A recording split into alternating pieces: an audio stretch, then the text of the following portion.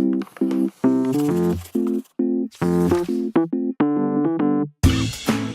right. Well, good morning or good afternoon, everyone, wherever you are logging in from. We want to thank you for logging in today. Welcome to our weekly Aplos tour of the Aplos Suite webinar brought to you by Aplos Software. My name is Dan Kimball. I am a product specialist here at Aplos, and I will be co-leading this webinar. With me today is my colleague and very smart friend, Aaron Hernandez, who's going to be working with me today on this. We kind of do this little tag team webinar where we go through pretty much all the features that you get with Aplos. So if you are on a trial or if you are checking us out for the very first time, no matter what, we just, again, want to thank you and welcome you to our webinar. Before we get going and kind of dive into stuff, there's a couple housekeeping things we want to do and like to do. The first, probably the most important, is just want to make sure all the technology is in fact working. So if you can in fact hear my voice and see my screen, which should show an Aplos screen, just go ahead and a couple of you, if you just type in the question box, just let me know that you can hear my voice and see the screen. That would be helpful. Again, utilize that question box that you have just by typing in. Let me know that you can see and hear fine. That's great. Welcome, Angela. Thank you. Welcome, Leslie. Good. Thank you.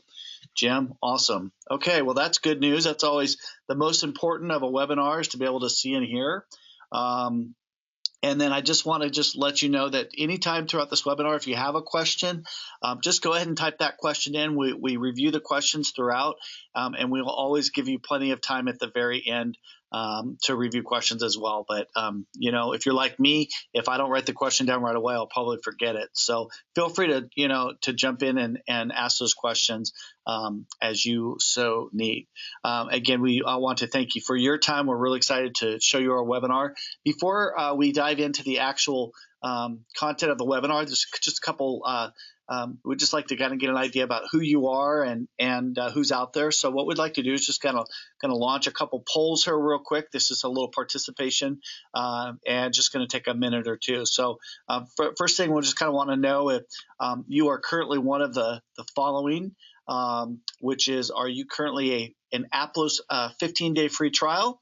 Are you an Aplos paid subscription, or are you just checking out Aplos maybe for the very first time? You're just maybe doing a little shopping on your software. There's no wrong answer. We just like to kind of get a sense of what's going on. Great. Awesome. Going to give you just a couple more seconds here on that. We have a couple people that just logged on with us. Want to welcome you. That's great. So I'm going to go and close this poll down. We'll show you the results if you're so interested. So today's Aplos webinar, we actually have more of you who are checking us out for the very first time, which is kind of interesting. So that's awesome. Okay, we're going to do another one here really quick. Just like to know, how many paid employees does your nonprofit currently have? You can just choose right there. 1 to 5, 6 to 10, 10 to 25. Looks like a lot of you guys are on the little bit of the smaller end, which is, again, great. Oh, a couple bigger ones. Awesome. Very good.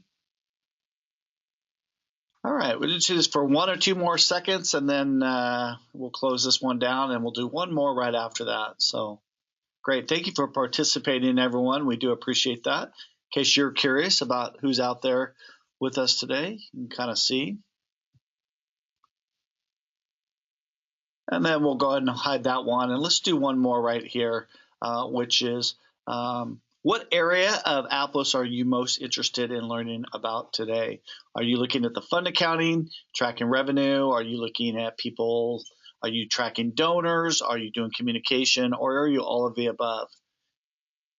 We do appreciate you taking a minute out of your time and letting us know kind of where you're coming from. We're super excited to share with you what we have in store in our Aplos software, and can't wait to show it to you.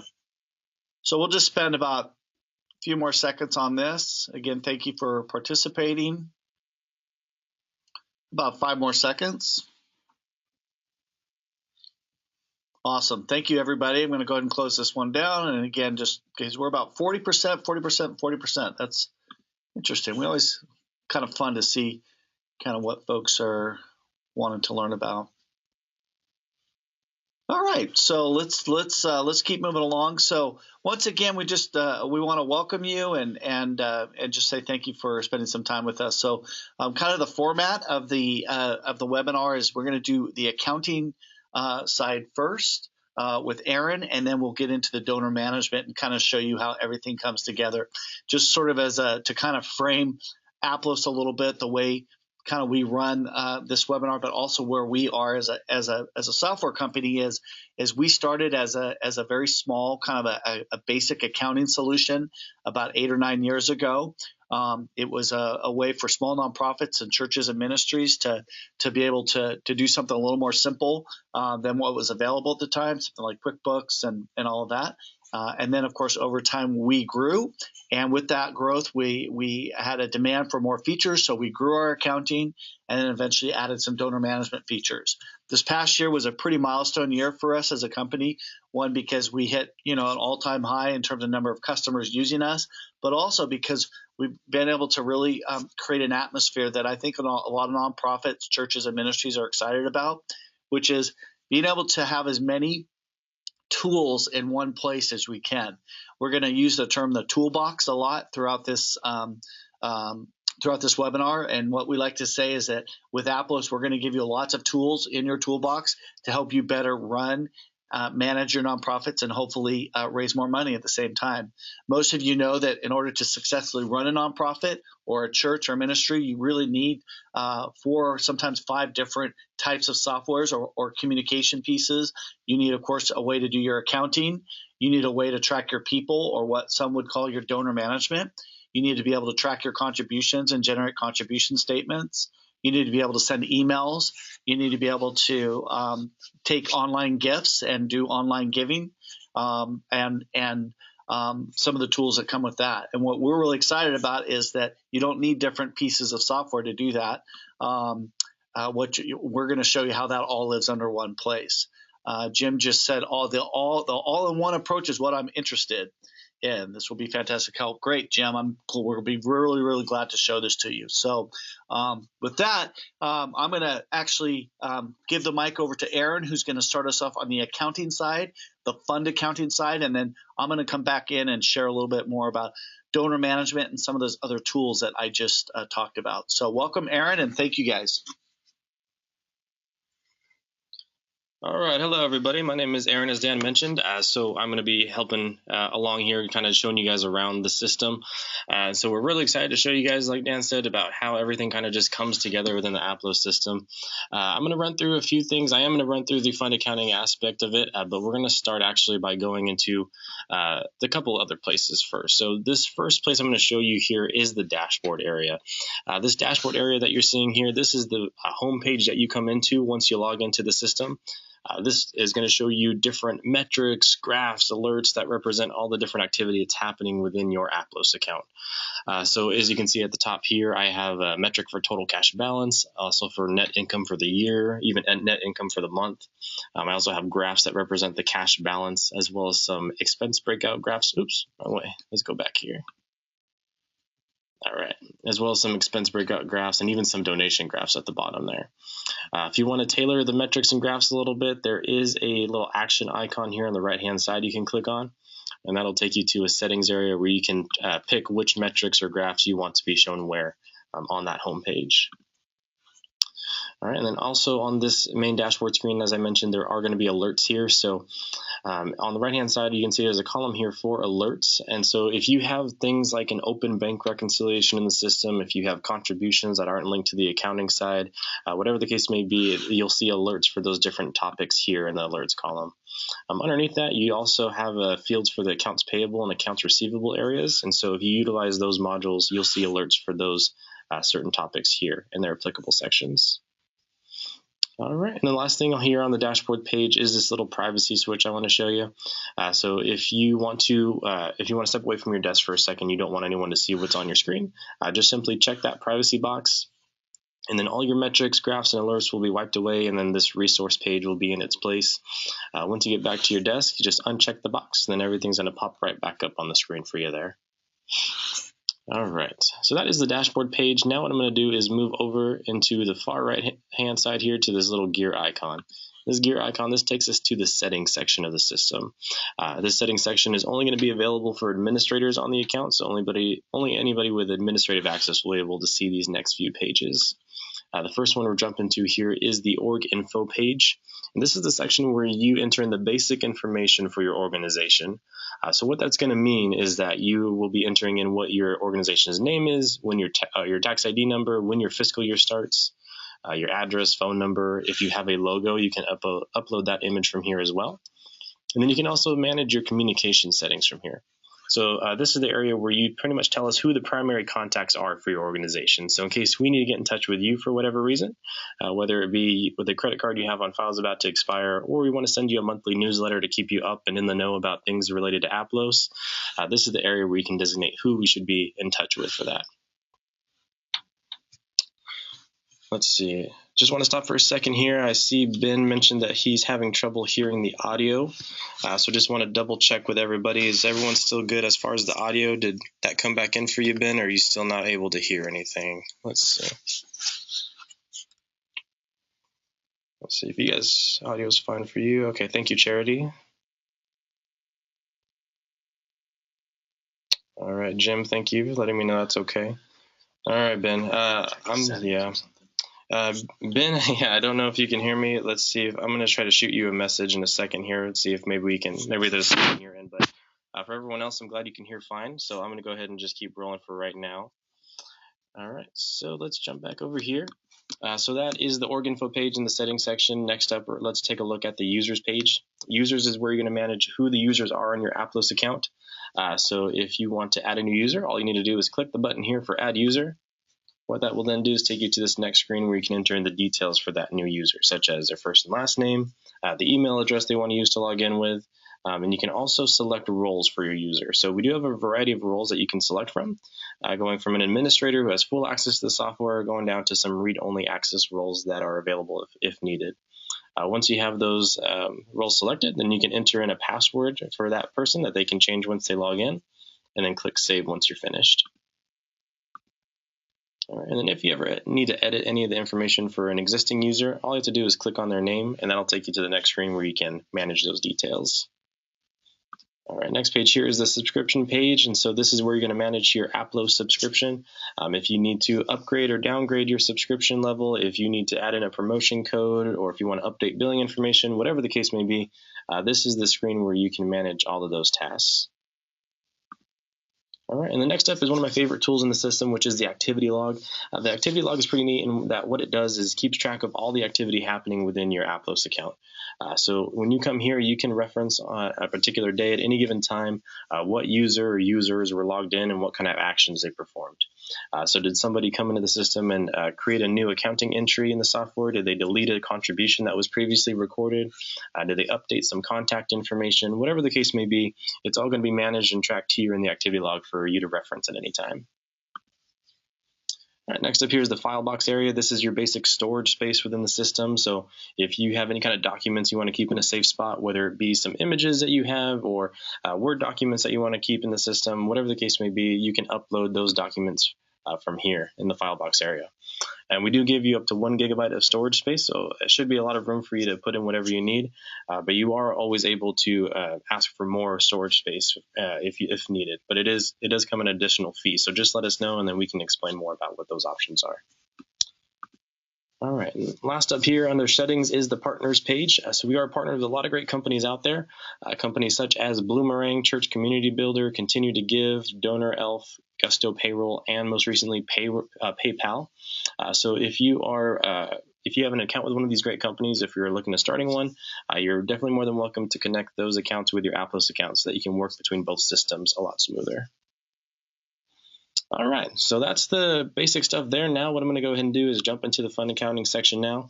We're going to talk about accounting. So under here, the first spot I'm going to take you to is under this account subheader here, we're going to go to account list. And the reason I'm taking you here first is because this takes us to the chart of accounts screen. And the chart of accounts in Aplos is the backbone for the entire accounting piece here. This is where you're going to tell us all the different items that you're keeping track of for your organization. So what all your assets are, what all your liabilities, your equities and funds, your income, and your expenses. This is the area where you're going to tell us what all those things are. So to add a new account, it's pretty simple to do. So what you want to do is come under this account section and find the right category. So let's say that today I need to add a new account group as well as a new account for the income category. So I'll come under income here. And then when I want to add a new group, all I have to do is click this blue button for add group, and then I'll put in a title for that group. So let's call this one other income. Once I finish that, I'll click save. All right, so now under my income category at the very bottom, I have a new group that's titled other income. When I'm ready to add that new account, what I want to do is click on the plus mark icon next to the appropriate group, and then that'll drop down some fields so I can enter in the details for that new income account I'm going to create. In Aplos, you are required to enter both an account name as well as an account number. If you already have a numbering system in place, that's wonderful, and you're more than welcome to use that same numbering system here in the software. But for those of you who may not, we recommend going off of the generally accepted accounting principles, or the GAAP. So what that means is that your asset accounts would be numbered in the 1000s, your liabilities in the 2000s, your equity and funds in the 3000s, income accounts in the 4000s, and then expenses in the 5000s and above. Again, though, those are just recommended values. If you have something you would like to do other than that, then you're more than welcome to use that numbering system. So for our example here, we're going to call this one 4050. Oops, there you go. All right, then we're going to call this one miscellaneous income. All right, so I have those two fields entered in now, and then on the side here are some additional options that I can fill out if I like. The first one here for fund, this allows me to assign an income account or an income account or an expense account to a fund that I have. So if, for example, if this miscellaneous income needs to be assigned to maybe my relief fund, I'll go ahead and select that. So now what will happen is anytime I start recording a transaction in the software using that account, this fund that I've selected will automatically fill in for me as the default. So that's to help you save time when recording your transactions. And then underneath that is the sub-account option. So if you'd like to make this account a sub-account, all you have to do is check the box there, and then in the blank field, just enter in what the parent account should be for this account. And once you have all the information filled out to your liking, just go ahead and click Save. And so now, under that income category, under my other income group, there is my new income account for 4050 miscellaneous income. And then here is the fund that it's associated with. All right, so like I said, pretty easy process, and once you get all that information in, then you're one step ahead. So after this accounts list, we're going to go ahead and jump into the next section here under accounts, which is the custom tags area. Custom tag is a feature we offer which allows you to further categorize your transactions so you can see more detailed information on your reports. So what that is going to mean, so let's say that you're a church and you have a fund that's called missions. And then you do maybe 3 different mission trips throughout the year. So instead of having funds for each of those individual trips, you can keep that general missions fund that you've set up, but then you can create tags in Aplos to represent those different individual trips you do. And so this way, you can apply those tags to your transactions as needed, and then you can run reports based off the missions fund later on, so you can see overall how much money you've gathered or spent for all of your mission trips. But then you can also run reports based off those tags that you created, so you can see individually how much you've received or lost with those different mission trips. So pretty handy feature if that's something that you guys are needing to do for your organization. So as far as what you get at the standard level of Aplos, you are only given this custom category for tags. You may see that there are other categories filled in here for departments, projects, etc. These additional fields are going to be for advanced accounting. We aren't going to be looking at the advanced features today. We're just going to be looking at what comes in the standard version of the system. So if you do see that I jump around a little bit, it's because those other features that are listed are for the advanced tier of the software. If you have more questions about those, definitely let us know, and we can get you in touch with the right person later on so they can talk to you more about those different features. All right, so moving along here, that was tags. Next up, we're going to look at starting balances. And so this is where you're going to enter in what your beginning balances are for your asset and liability accounts. So on the page here, you can see going down the page are all of your asset and liability accounts that you created. And then going across the top are going to be the different fund categories that you've created. So when you enter in your beginning balances, so For example, this checking account here, if it has a beginning balance of $23,500, but that needs to be split out between multiple funds, I'm just going to put the appropriate values within the applicable funds, and then that totals out to my total amount here in the last column here. But if your beginning balance doesn't need to be split out between multiple funds, you can definitely just plop it under the most applicable fund there on the screen. All right, next page here is the budgeting screen. So this is the budgeting module we offer in the system, which allows you to create a budget for your organization. Once you're ready to create that budget, all you have to do is click the Add Budget button, and then you'll enter in what fiscal year you are working within. Once you have that year put in, you'll click Add, and you'll go to the next screen, which looks similar to this. So this is the Manage Your Budget screen. This is where you're going to actually put in what your budget values are. So as you can see on the page, going all the way down are all of my income and expense accounts that I've created in the system. And so what I want to do is just enter the annual budget values within these blank fields in the budget column. And these are going to represent, of course, the annual budget values. If you guys do things maybe on a monthly basis, and if you want to maybe you only budget for certain months out of the year, then you can check the box at the top here for Show Monthly Breakdown. That's going to open up for all the months within your fiscal period, and so you can click into any one of these months and put in the applicable values for that monthly budget. All right, moving along, we're going to jump to the 1099 section now. So you are able to generate 1099s from the software if you needed. So if this is the case, then what you want to do is come to this screen and click the Manage 1099 Tags button. What that will then do is take you to this screen where you'll see all of your expense accounts, and then going across the page are columns for all the different categories you can keep track of for the 1099. So you just want to map out the expense account to the appropriate category. Once everything is mapped out, then the system will recognize which expenses, how to keep track of the different expense accounts that you are recording transactions with. All right. And then also with the 1099 section, after you map out these expense accounts, the second step is to go into the people area, and we have a group created there for you called 1099 vendors, and that's where you'll let us know which contacts are your 1099 vendors, so we know which people to appropriately keep a tracking of. All right, so that's it for the accounts section there. We're going to move along here, and I'm actually going to jump to the people section really quick just to show you guys what that kind of looks like. So under people, we're going to go to this contact list tab. And so this takes you to the main contact database. So in Aplos, there is just one contact database that holds all of your accounting contacts as well as all of your donor contacts. So they'll all be kept in one place. When you want to add a new contact, there's a little green circle here with a plus mark icon that you can click on. And that little button is going to show up in different areas of the software. So just keep that in mind whenever you're trying to do anything new. This is likely the button you're going to click to start that action. So when you click this button, it'll open up a new screen so you can enter in the details for that new contact. And then once you have it all filled out, you can click either the Save and Add or the Save and Close button to save those details, and then that'll save that contact in the system. You also have an Actions button here on the right-hand side as well, and if you click on that, you have some more options such as to import contacts. So if you have all of your contact data on an Excel file and you want to upload that into Aplos, you can use that option there to do so. If you need to export the information that you have in Aplos, then you can use this export option to do that. And then this last option here for duplicate contacts, this is a tool that will search the entire database that you have and see if there are any possible duplicate contacts in there. If there are, it'll show you them listed there, and then you can just simply check a box and say Merge Contacts, and that'll quickly take care of those duplicate contacts for you. All right, but as far as what we were just talking about, the 1099s, if you go to this list section now, you'll see a grouping there that we create for you. It's called 1099 Vendor. And so if you click on this group, this will ask you for any new members that you want to add to that group, so you can add them in from there.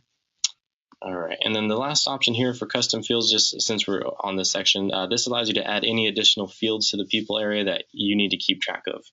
So if you need to keep track of maybe an ID number or t-shirt size, whatever the case may be for your people, you can add a custom field to still keep track of those values for your people. All right, jumping back to fund accounting now, let's talk about how you enter in transactions in the software. So under transactions here, we're going to jump to this first page, which is the register screen. The register is going to be the primary place you're going to be coming to enter in your transactions. So when you get here, the first thing you're going to want to do is select which account register you are working within. All right, and so in this case, let's say that I'm going to be working within my checking account today, so I'll keep that selected.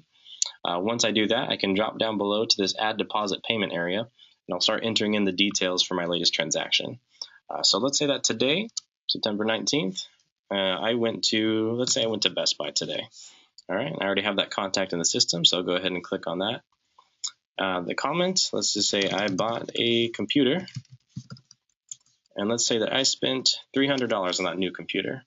So I'll put that in the payment field. I'm going to skip over the deposit area. I did not pay by check, so I'm going to leave that check number field blank. And then in the account field here, I'm going to select the appropriate expense account to keep track of this entry. So in this case, let's go ahead and say this is part of my, let's see, what expense account do I want to use today? All right, let's just use miscellaneous expenses. All right, and then the fund for that entry is going to still be my general fund, so I'll keep that selected. And then if I had a custom tag that was applicable for this entry, I could come to the tag field here and enter in what that custom tag is for this transaction. Once all my fields are filled in, then I'm going to go ahead and click Submit. And if it posts successfully, then it's going to land down here in this transaction history section below. So as you can see, there is today's date, my payee Best Buy, the expense account I used, the comment I left, the payment I made, and then the remaining balance within my checking account. If I want to review these details, I can just simply click on the transaction from here, and that's going to pop up the fields for all those details, and then I can click into any one of them to make a change to that transaction if needed. Or if I just want to remove the transaction altogether, then there's a little handy-dandy trash can icon here on the right-hand side you can use to quickly delete that transaction from the system. All right, that is the register screen. Next up, we're going to take a look at the journal entry page. Journal entry is just an alternative way for you to enter in your transactions. When you get here, you'll start by putting in the date of your entry and then putting in a memo for that entry. Once you get those two items filled in, then you can come underneath and start selecting the accounts and funds that are going to be used for this transaction. The main difference here for journal entry is that from here, you'll have to manually debit and credit your accounts accordingly. The register does the same exact thing, except the register automatically debits and credits the accounts for you, so you don't have to do that extra step there. Also, the register does keep track of more information, such as like a check number or payee name, whereas the journal entry area doesn't have fields for that information. But also here from the journal entry area, what you can do is perform fund transfers. So for example, if maybe within your checking account, you need to reallocate some money from your general fund to a missions fund. What you can do, instead of recording an entry in the register or the journal entry page, you can just come to this fund transfer section here and perform that transfer. So you would start by putting in a memo. You'd put in the date of your transfer, within which asset or liability account is the transfer happening within. So in this case, this example, we were doing our checking account. You enter in how much you want to transfer.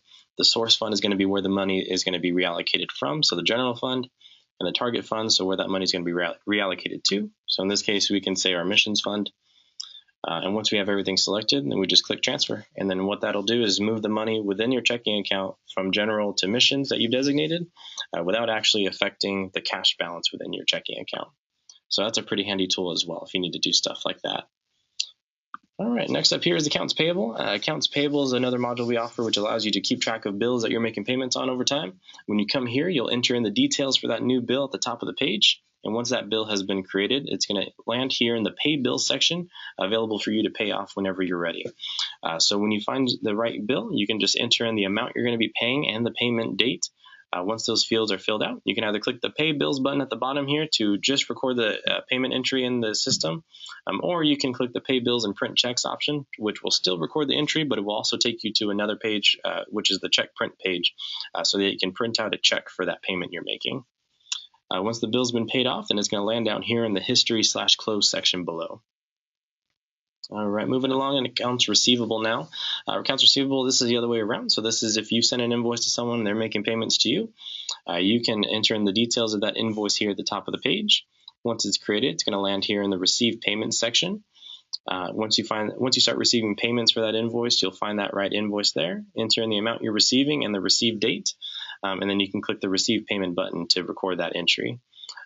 As far as sending out this invoice, you can simply check the box here in the Select column. And then you have two options. You can either print out the invoice so you can hand deliver it to your people, or you can click the email invoice option, which will generate an email that will be sent to that customer that you're sending the invoice to. All right, and then once that invoice has been all paid off, then it's going to land down here in the History/Close section below. All right, and next up here is the bank integration tool. So this is a time-saving tool that we offer, which allows you to connect your bank account with your Aplos account. And so if you get that integration going, then you'll see a page that will look similar to this. So on the left-hand side, you'll see which bank account you're working within and pulling transactions from. This doesn't automatically retrieve the transactions, so you do need to click this Retrieve Transactions button each time you visit this page. This way it'll pull the most recent transactions that I've posted. If any transactions are available, then they'll be listed here on this page like so. And so we are able to bring over the majority of the information with this tool. So things such as the date, any kind of check number, the note and memo, a payee name, and the amount. So the only information we are not able to retrieve are just the account and fund that the transaction should be associated with. So you'll still need to fill that information out. But once all that information is filled in, then you can click the import button here on the right-hand side, which will individually move a transaction into the register. Or you can check multiple entries off at a time. And then once you're ready, you can click the import selected button at the top so that you can move multiple entries at one time. And as far as designating which register those transactions are going to, there is a target field here at the top where you can select which register you need these transactions to be imported to. All right, so just a time-saving tool that'll help you record those transactions a lot quicker. One of the last pages here is the bank reconciliation tool. So bank reconciliation, this is a checks and balances system that we give you in the software. So this tool allows you to make sure that you don't have any duplicates in the software, you're not missing anything, or if you haven't recorded any transactions incorrectly. So this is just a good way of making sure that everything that's in Aplos is accurate and accurately showing compared to what's showing on your physical bank statements. All right. And then the last page I'm going to show you here is the check print page. As I mentioned earlier with accounts payable, you are able to print out checks from the software if you like. When you get to this check print page here, you'll see a list of available transactions that you can print a check for. All you have to do is check the box for which entries you need to print out, enter in your starting check number, and then click the print button here. What that'll then do is download a PDF file to your computer with all those transaction details so you can print them directly onto your checks. As far as what type of checks we support, we currently support draft or voucher style checks like shown here in these example images. If you don't have either of those types available, you can use the link here on this page and that'll take you to our preferred provider called Dynamic Systems, and you can order these types of checks through there. All right, so moving along here. So I'm actually going to skip over these next two tabs because those are part of the advanced tier. Now I'm going to jump over to payroll. So for payroll, we are partnered, as I mentioned earlier, with Gusto Payroll. Gusto is a full-service payroll provider, and they're a wonderful company to work with. They take care of everything you need for your payroll, as well as even W-2s and 1099s. And even new hire forms. So if payroll is something you guys are needing, Gusto is definitely the person we recommend going with. And if you tell them you're an Aplos customer, you actually get your first 3 months of service for free, which is another great deal to take advantage of. So if you want information about that, definitely let us know and we can get to that information for you. Next up here is the e-file tab that we have. Within Aplos, you are able to file both the 990N and the 990EZ.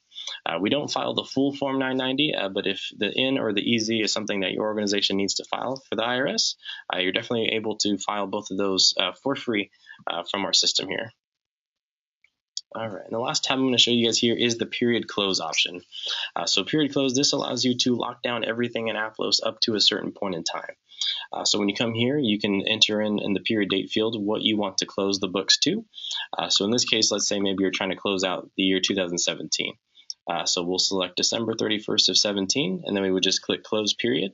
What that will do is lock everything in the system up to December 31st so that you can't go back to anything existing and make any changes, and you also can't go back and add anything new during that time period. So if that's something you're needing to do as far as closing down your books, this is the tool you'll want to use to get that task done. But we definitely understand that mistakes happen, and sometimes you do need to get back into those closed periods for whatever reason. And in that case, any administrator can come back to this page and reopen a closed period if needed. All right. So before I pass things along back to Dan, I'm going to show you the reports tab here really quick. Once you have all your transactions going, you're going to want to be able to pull reports. And so under this reports tab, this will give you all of your accounting and donation-based reports in one place. I'm going to show you examples of just a couple of reports here. The first one I'm going to show you here is the balance sheet report. This balance sheet report gives you a snapshot of where your assets, liabilities, and equity accounts stand as of a certain date. So as of today, these are the balances for my accounts. If I want to see the breakdown of what is making up those totals, I can simply click on the total amount there, and that'll take me to a transaction list report, which will show me the breakdown of what makes that total up.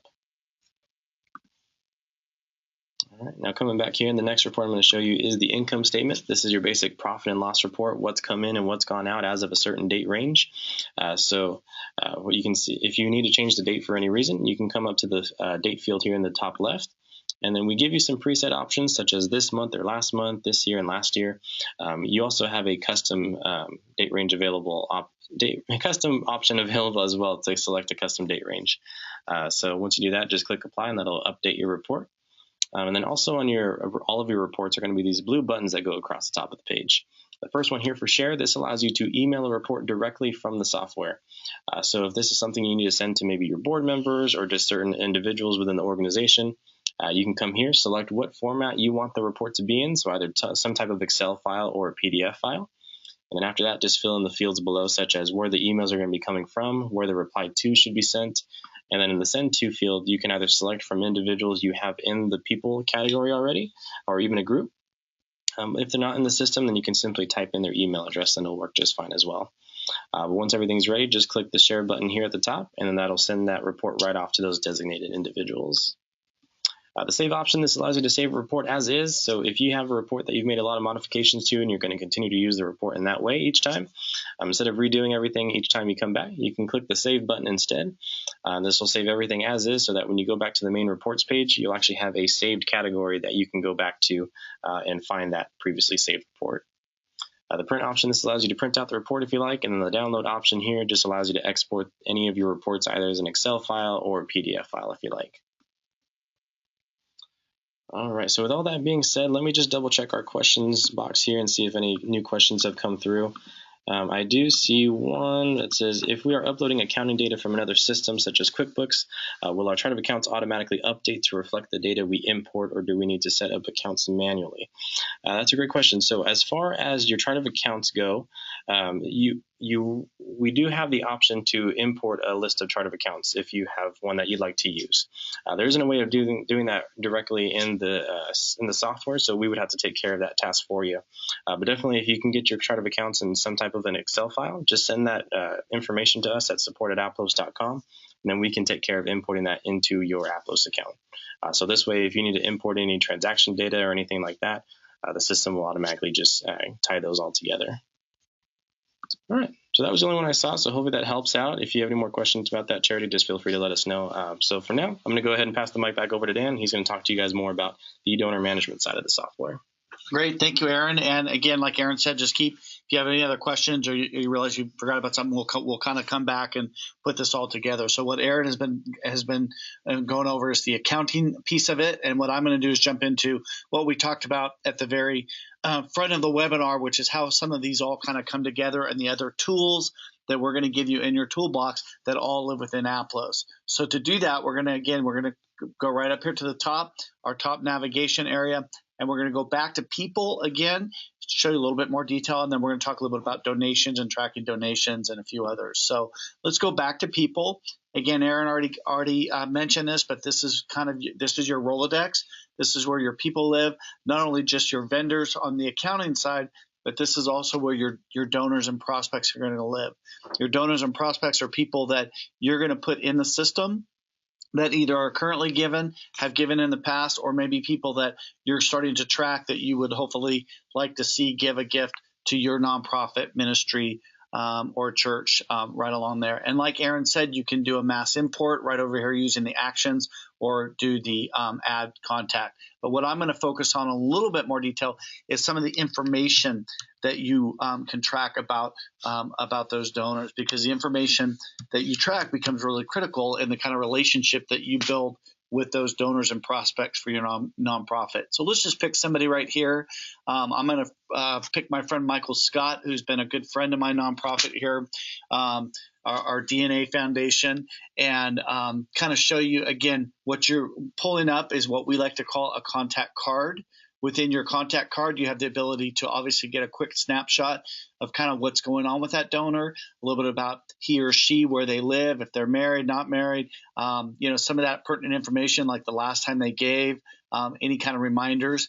And then what we've done is we've created some tabs up here for you where you can actually start to input and track some very detailed information about those donors. For example, maybe you want to create a note, just like an observation about this donor or group of donors.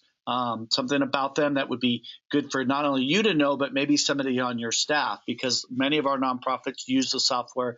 They might have one person doing the accounting. Well, you might have another person who's going to handle the relationships and some of the donor part of your nonprofit. So that's kind of a great little feature. We're going to come back to lists here in a second. Again, you can look at their most recent contributions, what's happening there. The report of contact area is like notes. Notes is more going to be kind of a one observation, where a report of contact is going to be more of a diary, or more of an ongoing history of the contact points between your organization and that donor. Because keep in mind, many of you think that you might be at your organization forever, but that doesn't always happen. So what you want to do is create an atmosphere to where whoever takes over or whoever's working in your organization can log in and quickly kind of get a read of what's been going on between your organization and that donor. So a report of contact is just a way for you to just kind of, again, show activity that's happened, such as if you had a meeting, you had a lunch, you printed a letter, or some kind of phone call or meeting. And you just go right over here to add new report of contact just by selecting there, and really quickly you can add in that observation. So let's say, for example, you went out, you had coffee or lunch or breakfast, or you went and visited a donor. You could just really quickly, even on your phone, just pop into your Aplos account, go to your report of contact, and add that right there. And you can see some of the activity there. The other thing I want to make note of is in a couple of minutes, I'm going to show you our email campaign builder and our letter builder. And both of those, anytime that you either print a letter or send an email out of Aplos, that's going to automatically print a report of contact for you. You don't have to do any work other than next time you log in, it'll show where that happened. And I'm going to show you in real time kind of where that works. The relationships tab is simply a way for you to add any kind of relationships, such as maybe there's kids in the family, maybe there's people that all work for the same company. You can just quickly add them into the system and link them together so that you can show those relationships. Dates are going to be things like an anniversary, a birthday, something like that. And then this is one of my favorite tools, the reminder tool. The reminder tool is just kind of a workflow that we give you so that you can add reminders in the system. And then what's going to happen is you can go to our marketing area right here, and you can go to the feed. And within the feed, you can use this as a daily, weekly reminder of some things that you can be doing within the software and your donors. So, for example, you can go right down here for the phone call that you've done. And so just simply add that reminder right up here. If you just go add new reminder, add the date. We're going to call it next Monday as an example. And we're going to say, call Michael about golf or something like that. Maybe you're going to go play golf with Michael and he said to remind him. And you're just going to go save and close. And then again, you'll go to that feed. We call this the feed. And you'll see right down here. And so what you can do from here is you can dismiss this, you can postpone it, you can add another date, or you can even send an email straight from this point right here. So that's a really nice little tool for you. We have some of our customers who actually, this is the first place they go after they look at their dashboard and see how much money they have in their account that Aaron showed you. They'll go right to the feed and say, what are some things that I need to do? The software is also going to flag things like first-time donors and any other kind of reminders that you've set for yourself. So that's a really nice, handy-dandy little tool that we're going to give you. And this is all part of that donor management on that. Question just popped in about a recording of this webinar, Ben. Yes, absolutely. We record our webinars and we will make that available to you and for you so you can come back and look at this. So we'll be sending out a recording of this webinar for you. So that's that. The other thing, just really quickly, you kind of mentioned this is also where you can add people to groups and things like that. So if you go into a contact and you go to actions, you can do some of these things right here, or you can do them at the top, whichever you want. So again, on the let's go right up here, and again on your different contacts. So here's another contact there. You can go there. The other thing that we have is we have this great feature called lists. And we're going to go to our list section. A list is a way for you to manage people and put your people into different groups. And this is a really powerful tool that we offer in Aplos. What you can do is we have two different kind of lists that you can build. The first is going to be your static list. A static list is another name for a group. So you want to create a group that's relevant to your nonprofit, church, or ministry, such as maybe volunteers.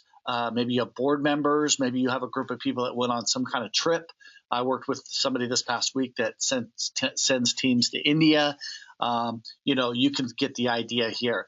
What you'll do is you create those groups, and then what you can do is from your people section. So again, let's go back into your people section. And you go, we're actually in people, and you go back to your contact list. At any point, you can select somebody. Let's select Aaron just because he's such a good guy, and he's so helpful to my nonprofit. And if I go to edit details, I can at any time edit his details, but right here at the bottom, I can then add him to a group. So let's make him a turtle rescue volunteer as well as a board member of my nonprofit. Oh, look, here's Aaron's birthday bash. We'll include him in his own birthday bash. How about that? We're going to go save and close, and now he lives in those groups. So let's go back to those lists.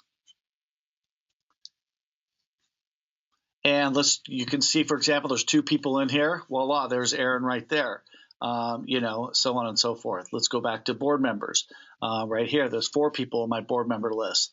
Oh, Aaron's there again. So you can see how quickly and how efficient that can be. Now, a dynamic list is the ability to take a list and customize that list based off of behaviors and the things you want to track. So, for example, you go right up here.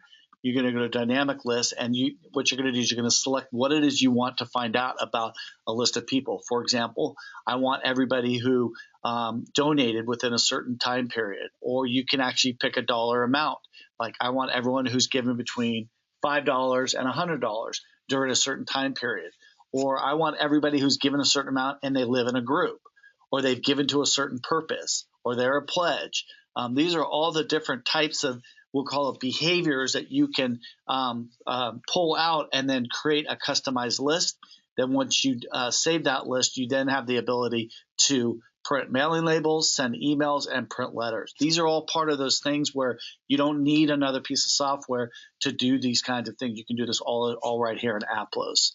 I'm going to come back and show you how to actually show you the email and letter builder in just a couple of minutes. So that's your list. And then lastly, up here in your people section in your custom fields, Aaron really already talked about it. I'm not going to get into much detail other than if there's something you want to track about your donors that you're not seeing, you can just add your own custom field.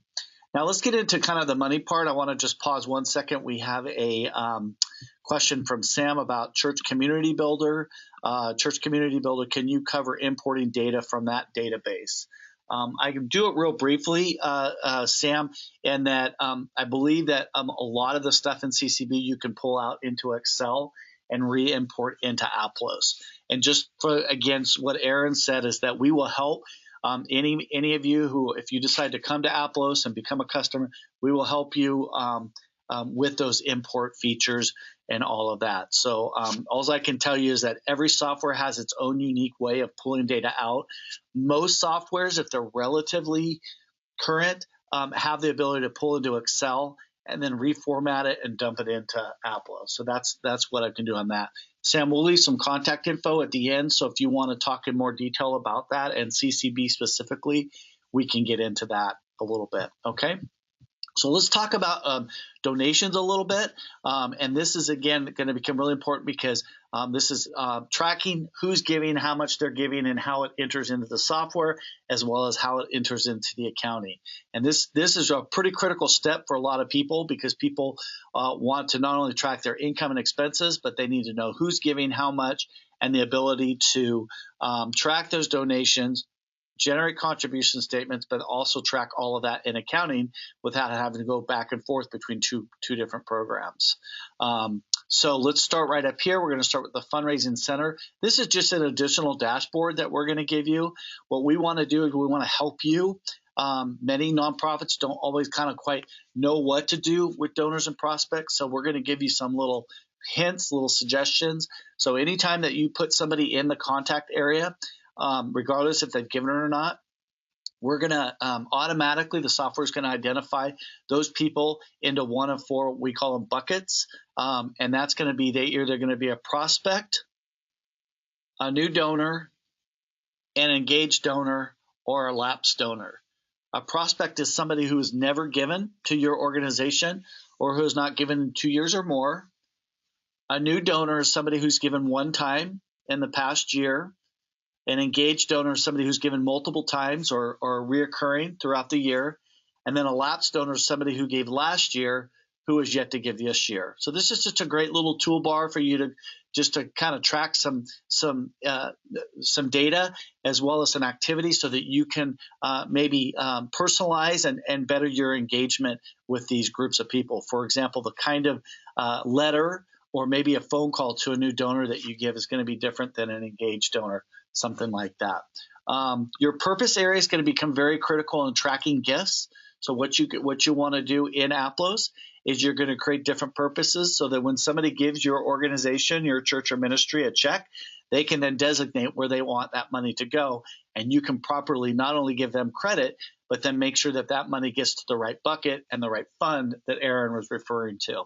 So in the software, you're going to create purposes. Once you create these purposes, you're going to be able to then track a lot of information based off of purposes. You're going to be able to generate those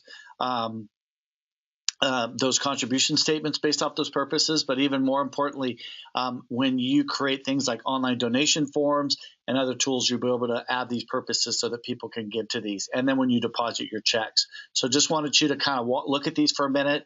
And Sam, I'll come back to that CCB question in a couple of minutes. So if you just hold tight, we'll come back and talk about that, your questions. And so that's there. The events tab, I'm actually going to go just go right past that real quick, but this is just kind of more of an FYI for everybody. We do have this events tab now in the software. It's a newer feature for us. We just released it within the last 3 or 4 weeks. And what you do have the ability to do in Aplos, again, talking about those different tools that we give you, is to generate either do ticketing or registrations right in the software. And so by using this event tab, you can create an event, as you can see here, a fundraiser, a golf fundraiser, a dinner. You can use this just to even do straight registration, whether it's a free event or whether it's selling tickets. You can actually manage events through our software, which is a really great tool. And this is where things like lists and some of those static and dynamic list features that we're talking about will all come together for you. As well as you don't have to go out and get another software like Eventbrite or something like that in order to sell tickets. So really, really stoked about that. If you want a more detailed information about events, you can just reach out to us. As well as we have a webinar that we did a couple of weeks ago on this event. It's about 30 minutes or so. We can send you a link to that. And all of that. Thank you for the questions, and we will come back to those as we go. Next to that is going to be your contributions. This is going to be a critical piece for you in terms of how do we enter checks and where do checks and donations go? That's probably a very frequent question, and this is where you're going to go. Even though it's going to link to accounting, this is where you're going to go to enter those contributions. So let's say you've got a check or you have a stack of checks. This is where you want to go to manage and put those in the system and the software. So you're going to go to donations. You're going to go to contributions, and right under contributions, you have two areas. You have one called contributions. It sounds like a kind of a double negative. That's not really a double negative. It just sounds like it's repeating itself, and it kind of is. Or you go to deposits, one of the two. The difference between the two is simply this. If you have one check and you just simply want to get that one check posted and deposited, you can use contributions. If you've got a stack of checks in cash or just a stack of checks, you want to go to deposits so you can do all those at once. They'll both get there. There's a little couple extra steps and contributions that I'm going to show you. So let's start with contributions. Again, this is a scenario where maybe you have just one check or one person's information you want to grab in. So you're just going to go to the plus button, and you're going to select your person. Let's select Aaron. Let's select a purpose. So we're going to call this a general fund gift. What you can do here is you can recognize if this was acknowledged or unacknowledged. What that means is that if you're sending thank yous or some kind of acknowledgement letter right then and there, you can go ahead and mark it acknowledged. If maybe another person or another department does that for you, you can leave it unacknowledged.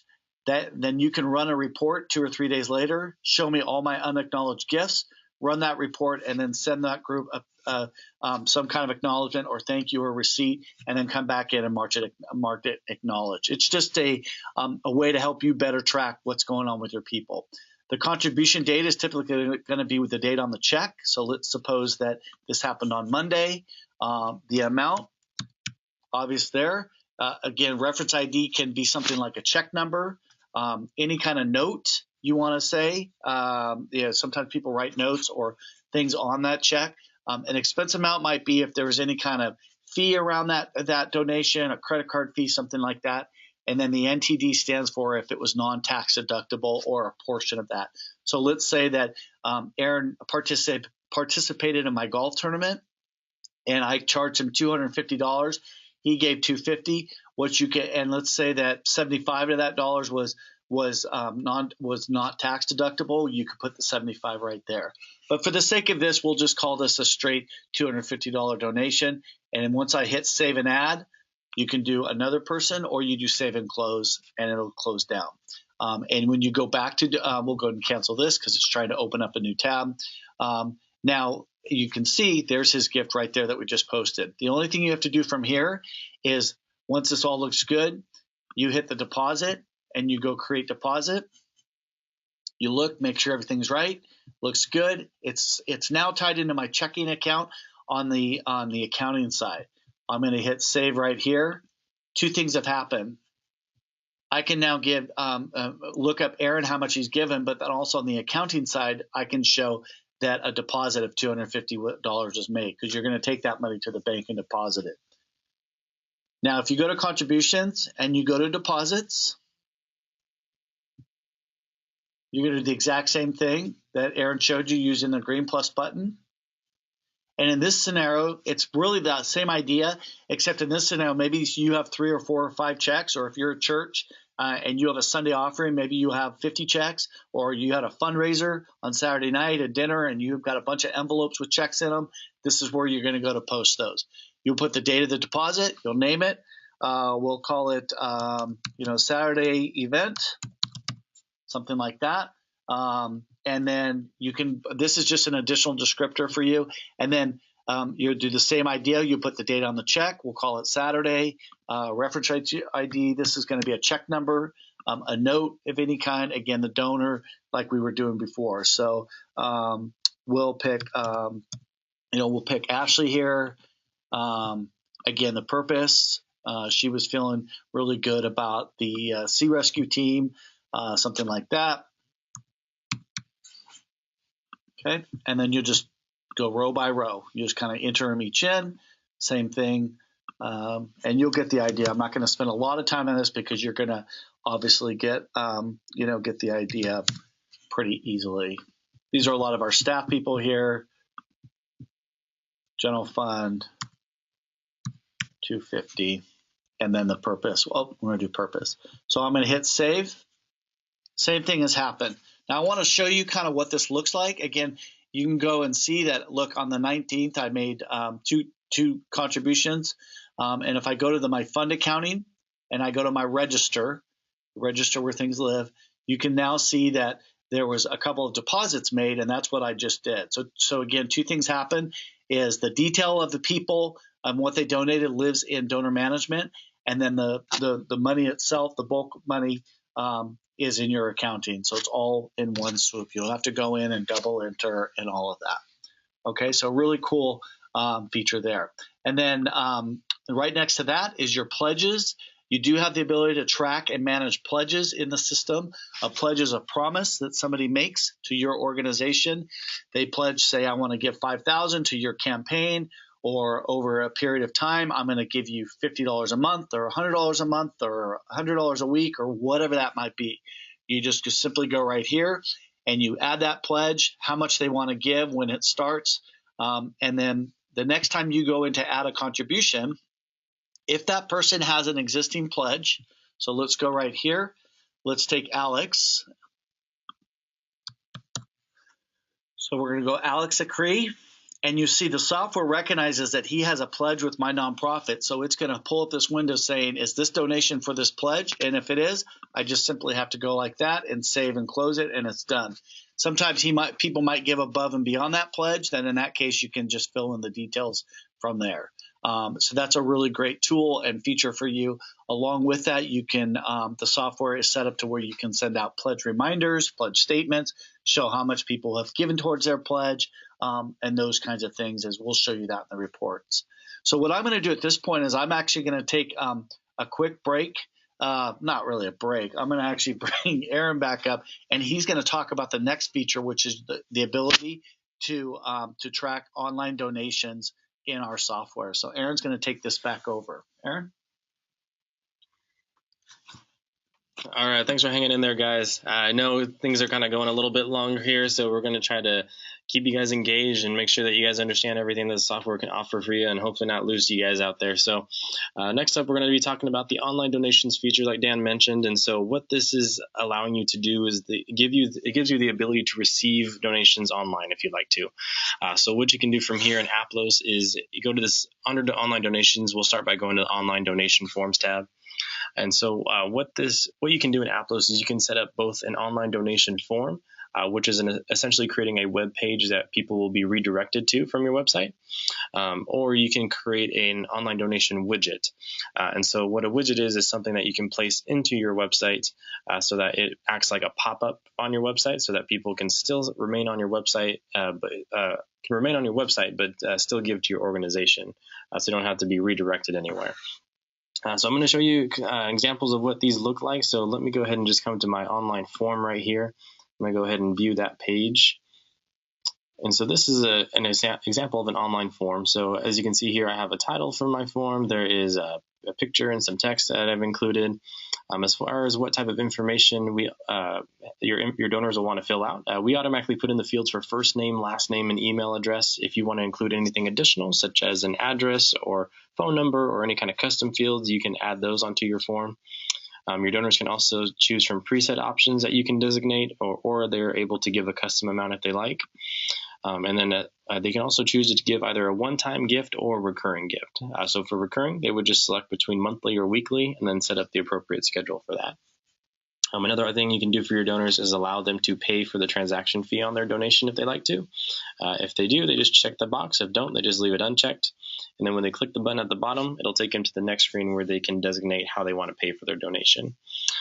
So as far as how those donations are handled, we are partnered with a company called WePay. WePay is the company that processes all those donations. Both creating the online forms and widgets and creating a WePay account are free to do. It's all included with your Aplos subscription. But the only fees that are within all that is the processing fees that WePay charges. So if you are a registered 501c3, those rates are going to be 3% plus 30 cents for most major credit cards like Visa or MasterCard, 2% plus 30 cents for ACH payments, ACH meaning like an e-check where people put in their bank information, and then 4.1% plus 30 cents for American Express cards or international credit cards.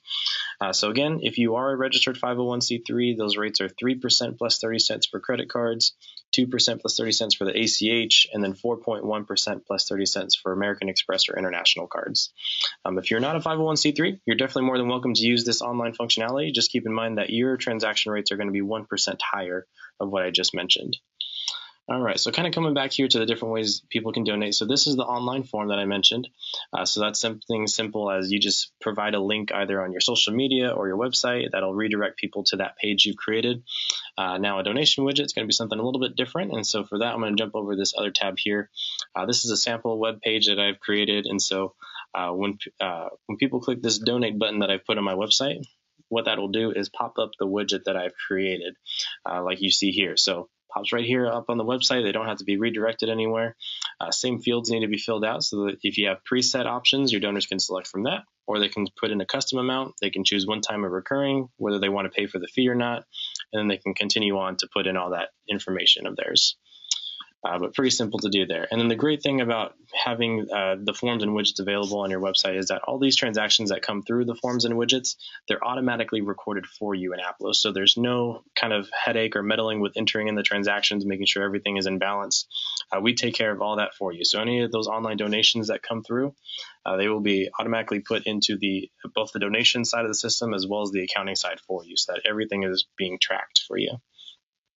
So great options there. And so they are pretty simple to create as well. So let me just show you really quickly. So if you click on the green button there with the plus mark, you have the option to do a new form or a new widget.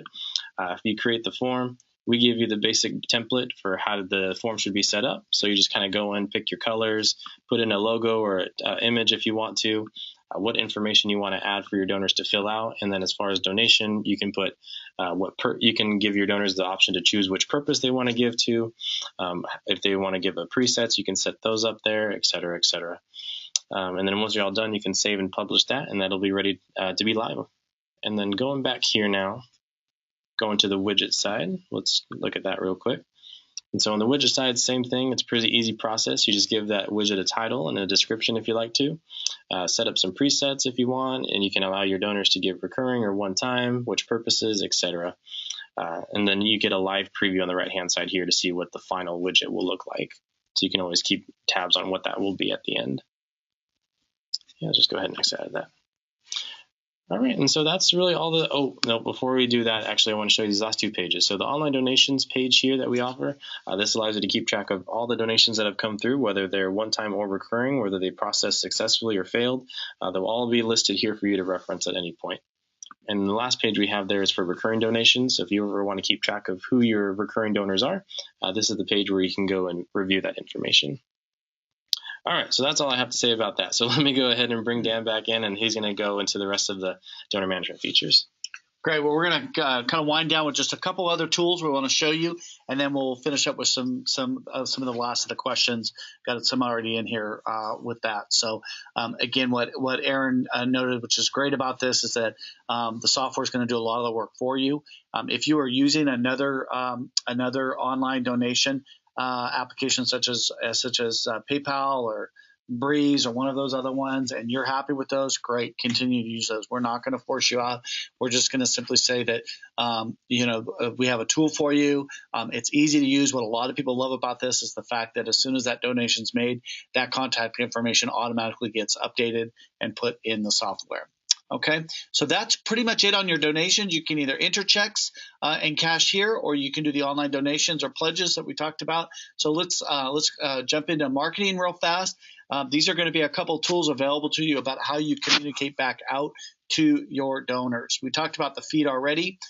You have two ways you can communicate to your donors. The first is through email. This would be in lieu of if you would rather use Aplos, say, instead of Constant Contact or MailChimp, or one of those, we have an email campaign builder for you. Again, it is part of the package. You just simply decide what kind of campaign you want to do, such as an announcement, you want to ask for money, you want to do a newsletter, and then you just simply pick your template, build your template, create your list, and send it out. And these are templates that we're going to give you some templates to work with, or if you have a template you want to create, all a template does is just gives you a little less work the next time you go in to create a new one, or you can just go create new. And then you select the style you want. We just added a couple new styles for you. We used to have 2. We now have 5 here to choose from. Again, these are just some different looks and styles that you can choose from. And then you can customize each one of these with your own logo, a picture, any kind of text. You can add some colors to them if you want. You can see right over here to the left what kind of style you're looking for, and so on and so forth. So what I particularly really love about this is some softwares you end up spending a lot of time doing design work that you don't really either know how to do or don't want to do. You can get something really up and going, a really nice looking, clean email piece together pretty quickly. And then once you save it, you can also add text here, and you can add custom fields so that that email is personalized with a first name, a piece of information like a donation amount or a donation date, something like that. So we have customers are using this for things like newsletters, but we also have people that are using this as a way to thank donors online who are no longer using letters, things like that. So that's a really nice piece of technology for you. We also have this automatic email section. This is where you can create rules and so that you can make sure that as soon as somebody gives online in the area that Aaron was talking about, they will automatically get some kind of receipt and acknowledgement that they were that their gift went through successfully, as well as the event registration. You can set up rules so if somebody does register for an event in the event area that we talked about, they can get also a receipt, and then any other unable to process donations. So these are rules that you can set, and you can customize those a little bit as well. Next to that is going to be the letters. If you are somebody that still does letters and emails, one or the other, both, whatever, we also give you a letter builder. Again, easy to use. You simply can create a new letter just by going here, that favorite green plus button that Aaron talked about, and you can just start, putting in your information. Again, you can drop a logo, custom fields right here, as you can see, first name, last name, address, so that in a sense what you're ended up doing is you can then do a mail merge. Again, you don't have to use Word or Excel or anything like that. You can do it all right here, and you can make a really nice, very personalized letter to your donors and prospects. For sake of time, I'm just going to show you one that I've already built. We're going to just show you my new donor letter. You can see here I've got a logo, I've got a date, I've got a donor name. This would be a situation where I want to thank somebody for a donation, of some kind of donation. Let me show you just kind of how this all comes together, putting the list that we talked about early on, and then the letters and emails together. So I'm going to go to my lists.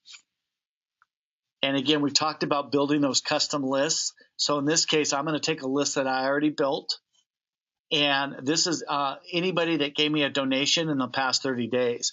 I could extend this, and I could also, by having the and button, I could say and is in a group, such as board member or something like that. But just, again, for just the sake of this demonstration, I'm going to show you how to build a list of everybody who's given to my nonprofit in the last 30 days.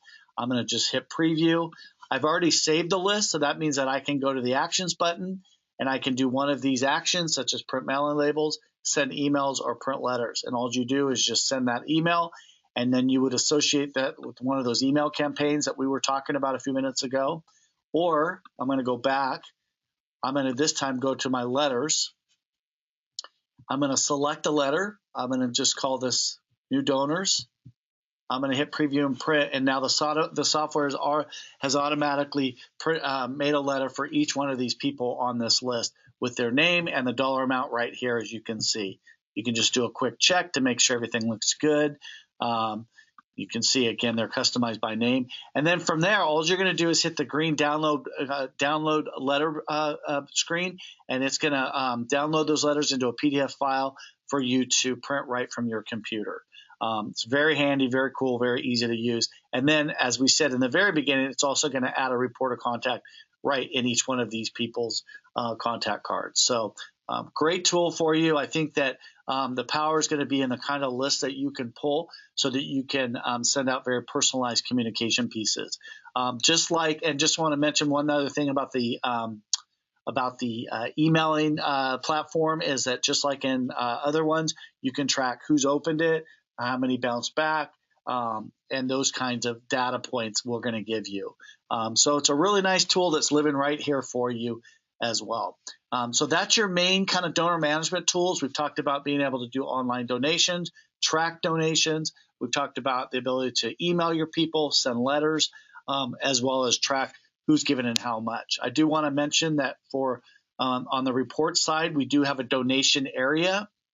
So you can, for example, go here. You can look at, this is how you find out who's given and how much, just by simply adding a date frame or a date range, as well as a filter. So I could pull everybody that's given the last 6 months to one fund or one purpose. I could print this, and then I can put all their details, such as their name, address, phone number, if I wanted to.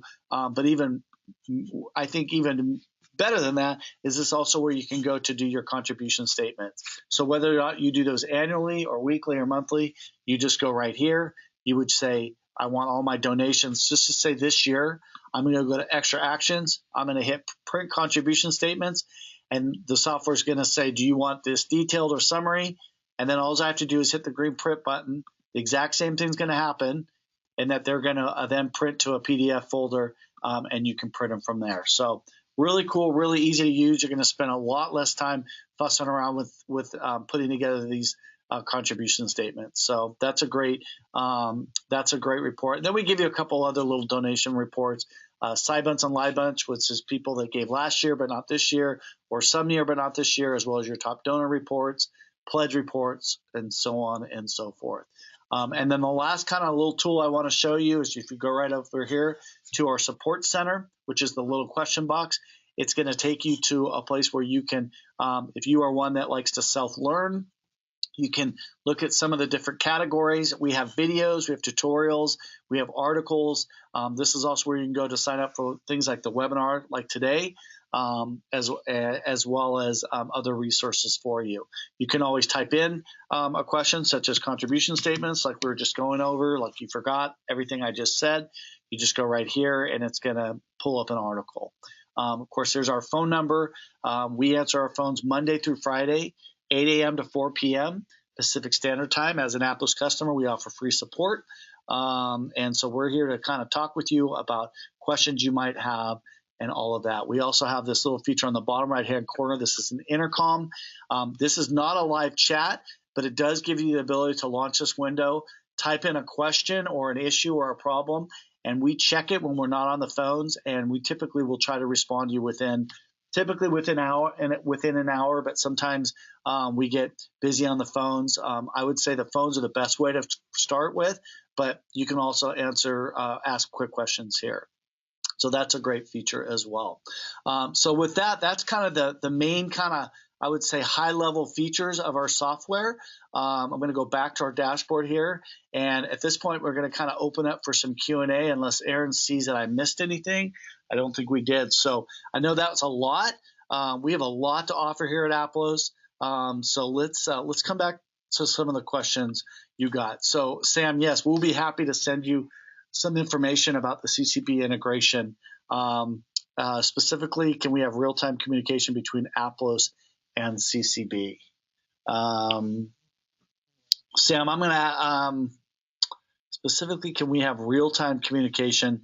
Sam, are you asking if there's an integration between CCB? I think so. Yeah, and so yeah, we have a partnership with CCB. So if you go right up here to our partners page, I think Aaron pointed that out. But just so you know, you do have the ability to link your CCB account with your Aplos account. So that's how that's going to work there. You're basically just going to link the two accounts together. The same with Bloomerang, depending on what you're tracking. I'm assuming you're tracking your people in CCB and your accounting in Aplos, and there is a tool for that. So yes, that is that is how you do that. We are a missions organization with many different missionaries that we have classified as funds currently. Where would we put in purposes?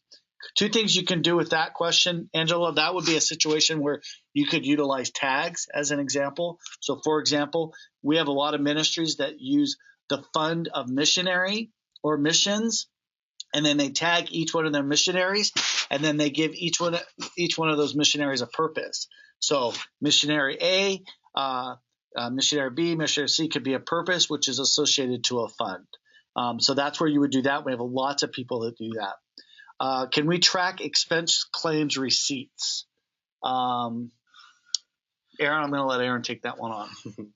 Yeah, no problem. So can we track expense claims and receipts? So if you're looking for a way to kind of assign a receipt or attach a receipt to a transaction, Ben, I'm thinking that's what you're referring to. So if that's the case, what you can do in Aplos is go under fund accounting. If we go to the register page, you can attach files to specific transactions. So if I were to go back to my Best Buy transaction and I want to attach to the receipt that I did from buying that computer, then I could come to the details for that transaction. And there's a little paperclip icon towards the right-hand side. And if you click on that, that will then allow you to upload a file here to your transaction so that you can keep that information stored in the system. So hopefully that answers your question, Ben. If it doesn't, just let us know. We'll get in touch later on and try to get that question answered for you. All right, but besides that one, that looks like that was the last question that came through. Thank you guys very much for sending over those questions. They're all extremely great questions to ask, and I hope we were able to successfully answer those for you. I'm not seeing anything else come through. So no, if that's it, if you guys have any questions, give us a call. If about pricing, let me just also leave you with a couple contact points. You can use that phone number that we talked about, that 888 phone number. Let's go right back up here to the top here. Oh, we'll go right here for that. So again, that's 888-274-1316. Give us a call. I'm going to leave you Aaron's email address, which is Aaron, AARON, at aplos.com. Again, once again, that's Aaron, AARON, at aplos.com. And my email is dan.kimball, and it's spelled dan.kim as in Mary, BALL, at aplos.com. If there was anything about this webinar that you want a personalized follow-up, you will get a follow-up email as well with the recording of this, and we'll go from there. And yes, Sam, I got your message, and we will be in touch. So thank you again, everybody, for, like Aaron said, the great questions and all of that. So with that, we want to wish you all a great day. Thank you for checking us out. We do hope that at minimum, you'll give that 15-day free trial a shot. Let us show you why Aplos can be a great solution for you. So thank you, everybody, and have a great day.